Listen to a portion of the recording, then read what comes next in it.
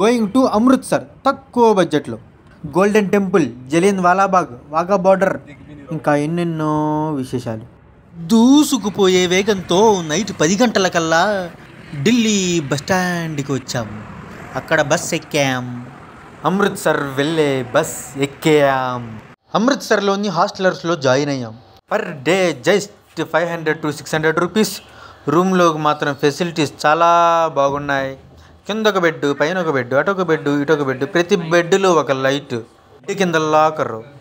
Hostellers first ఫ్లోర్లో different types of games, TT, football, library, అలా ఎన్నెన్నో ఫెసిలిటీస్ ఉన్న హాస్టలర్స్లో జాయిన్ అయ్యాం. Per day per head only 500 to 600 rupees. బహుత్ అచ్చా హై. అమృత్సర్లో రోడ్లు అస్సలు బాగాలేదు.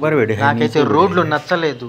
అన్ని గతుకులు, మట్టి, చెత్త, పొల్యూషన్. అబ్బో, ఇప్పుడు రోడ్లు ఎలా ఉన్నాయో నాకు తెలియదు. Amritsar is famous for kulcha. అమృత్సర్లో కుల్చా పెద్ద గ్లాసులో లస్సీ ఇస్తారు, సూపర్ ఉంటుంది. అక్కడికి వెళ్ళి అవి తినకపోతే వేస్ట్.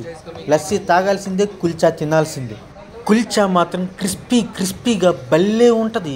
పాలక్ కుల్చా, గోబీ కుల్చా, చుర్చుర్ నన్, ఆలూ కుల్చా, ఇట్లా డిఫరెంట్ టైప్స్ ఆఫ్ కుల్చాస్ ఉంటాయి. తినడం కోసం జనాలు రెస్టారెంట్ బయట క్యూలో లైన్లో నిలబడతారు. అమృత్సర్లో కుల్చా తినడానికి జనాలు అట్లా షాప్ బయట నిలబడతారు అన్నమాట. Amritsar is famous for kulcha. అక్కడ నుండి గోల్డెన్ టెంపుల్కి వెళ్ళాం. గోల్డెన్ టెంపుల్లో వాటర్ అనేది చిన్న కటోరాలు వేస్తారు. కటోరా అంటే బౌల్ అన్నమాట. అలా అందరికీ పంచి పెడతారు. అందులో ఉన్న వాటర్ మనం తాగేసి అక్కడ మళ్ళీ వాళ్ళకి ఇచ్చేయాలన్నమాట. అక్కడ ఎంతోమంది దీన్ని సర్వీస్ లాగా చేస్తారు. కొంతమంది చపాతీలు చేస్తారు, కొంతమంది మంచినీళ్ళు పంచి పెడతారు. తర్వాత ఇప్పుడే నెమ్మదిగా కాళ్ళు కడుక్కొని ఎంటర్ అవుతున్నాం గోల్డెన్ టెంపుల్లోకి. గోల్డెన్ టెంపుల్ చాలా బాగుంది. మొత్తం ప్యూర్ గోల్డ్ అనమాట. బయట మొత్తం కూడా గోల్డెన్ టెంపుల్ మధ్యలో ఒక చిన్న పాండ్ ఉంటుంది. అది చూడడానికి చాలా బాగుంటుంది. కొంతమంది అయితే అందులో స్నానాలు చేస్తుంటారు. అందరినీ అందులోకి ఎలో చేయరు. శిరస్సు పైన క్లాత్ అనేది మ్యాండేటరీ. ఆ క్లాత్ లేకపోతే మాత్రం మన టెంపుల్ లోపలికి ఎలో చేయరు. గోల్డెన్ టెంపుల్లో ఒక్కొక్క పార్ట్కి ఒక్కొక్క హిస్టరీ ఉంది. మొఘలులతో చేసిన యుద్ధాలు, ఎన్నో వీరోచిత పోరాటాలు, రక్తపాతాలు, చరిత్ర వింటుంటే గూస్ బంప్స్ రాక తప్పదు. మేము అయితే నది చుట్టూ ఒక 3 ప్రదక్షిణలు చేసి అక్కడ ఉన్న నీళ్ళు నెత్తి మీద జల్లుకొని మళ్ళీ తిరుగు ప్రయాణం అయ్యాము. ఇక్కడ ప్రసాదం కింద హల్వా పెడతారు మనకి. చాలా బాగుంటుంది టేస్ట్. రోడ్ల మీద తిరగడానికి హాస్టలర్స్ వాళ్ళ దగ్గరే మేము స్కూటీని రెంట్కి తీసుకున్నాం. రోడ్లు కొంచెం కంజెస్టెడ్గా, ఇరుగ్గా ఉన్నప్పటికీ కూడా అక్కడ మనం చూడదగ్గ ప్రదేశాలు మాత్రం చాలా శుభ్రంగా, నీట్గా బాగుంటాయి.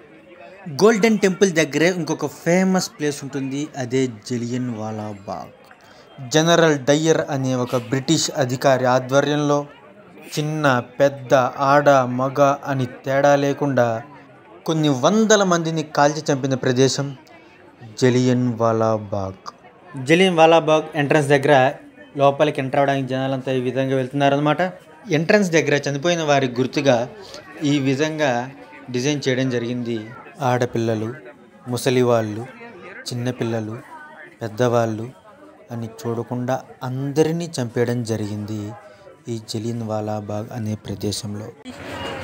We are in Jallianwala Bagh right now, where General Dyer opened fire on innocent unarmed peoples on April 13th, 1919. So that's an overview. ఆనాడు కాల్చి చంపుతున్న సమయంలో బుల్లెట్స్ ఈ విధంగా గోడకు తగిలి గుర్తులుగా ఏర్పడ్డాయి. వాటిని మనం ఈరోజు ఈ విధంగా చూడగలం. వాలాబాగ్ అనేది టోటల్ 7 acresలో ఉంది. ఇక్కడ చనిపోయిన వాళ్ళు 500 నుంచి 1000 మంది వరకు చనిపోయారు. మనకు స్వతంత్రం ఉట్టికి రాలేదు. జలియన్ వాలాబాగ్ గురించి సపరేట్ వీడియో అప్లోడ్ చేయడం జరిగింది. దాన్ని మీరు చూడొచ్చు. నేను డిస్క్రిప్షన్లో యాడ్ చేస్తాను. జలియన్ వాలాబాగ్ తర్వాత ఇంకొక టెంపుల్కి వచ్చాము. ఆ టెంపుల్ పేరు దుర్గైని మా. పెద్ద కొలనుంది. చూడడానికి ఇది కూడా గోల్డెన్ టెంపుల్ లాగా ఉంది. ఇక్కడ చాలా పెద్ద చెట్టు ఒకటి ఉంది. దానికి ఒక మంచి హిస్టరీ ఉంది. నాకు గుర్తు రావట్లేదు, కానీ తర్వాత మళ్ళీ అప్లోడ్ చేస్తాను వీడియోస్ ఆ చెట్టు మీద. మళ్ళీ ఆంజనేయ స్వామి టెంపుల్ కూడా ఇక్కడ ఉంది. I think it is more than 1 acre. It's good, beautiful. Durgiana మా టెంపుల్. ఈ చెట్టుకి ఒక మంచి హిస్టరీ ఉంది. నాకైతే ఏం గుర్తు రావట్లేదు, కానీ ఈసారి కనుక్కొని మళ్ళీ అప్లోడ్ చేస్తాను. తర్వాత అక్కడి నుంచి మేము వెళ్ళాం వాఘా బోర్డర్. డబల్ డెక్కర్ బస్సులో జర్నీ అబ్బో బెలగుంది. మీరు కూడా ఒక లుక్ ఇవ్వండి. ఇదిగో డబల్ డెక్కర్ బస్సు ఇట్లా నెమ్మదిగా మూవ్ అవుతుంది అన్నమాట. పైనుంచి ఇట్లా ప్రపంచాన్ని చూసేస్తూ ముందుకు నడుచుకుంటూ వెళ్ళిపోవడం.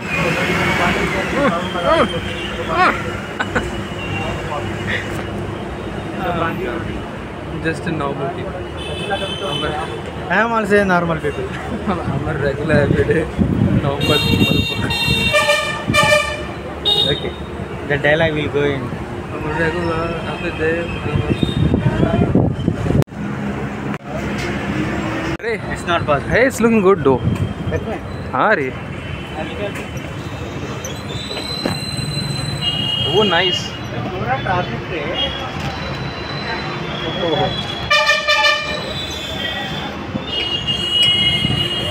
చూసారా డబల్ డెక్కర్ బస్సులో పైనుంచి ఎంత బాగుందో. అలా ప్రపంచాన్ని చూసుకుంటూ వాఘా బోర్డర్ దాకా వెళ్ళాం అన్నమాట. వాఘా బోర్డర్లో ఏముంటుంది? వాఘా బోర్డర్లో గేటుకి అటువైపు పాకిస్తాన్, ఇటువైపు ఇండియా. మన ఇండియా వైపు బిఎస్ఎఫ్ మిలిటరీ టీం వాళ్ళు పరేడ్ చేస్తారు.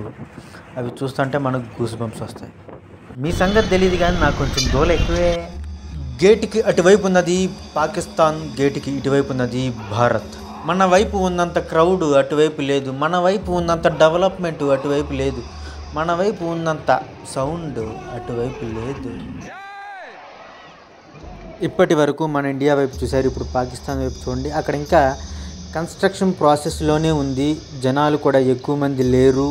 ఇప్పుడు మీరు చూస్తున్నది గేటుకి అవతల వైపు ఉన్న పాకిస్తాన్.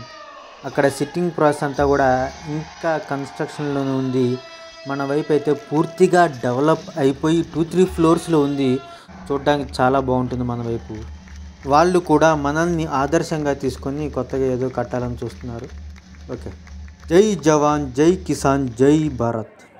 తర్వాత ఒక మంచి రెస్టారెంట్కి వెళ్ళి చుర్చుర్ నన్, గోబీ మటర్, పాలక్ పన్నీర్, తర్వాత వస్తుంది దహీ బల్లే, ఇలా ఎన్నో రకరకాల ఐటెంలు మెక్కి కుమ్మి తినేసి లుధియానా వెళ్ళాను. సబ్స్క్రైబ్ కరో, ఒక లైక్ కూడా.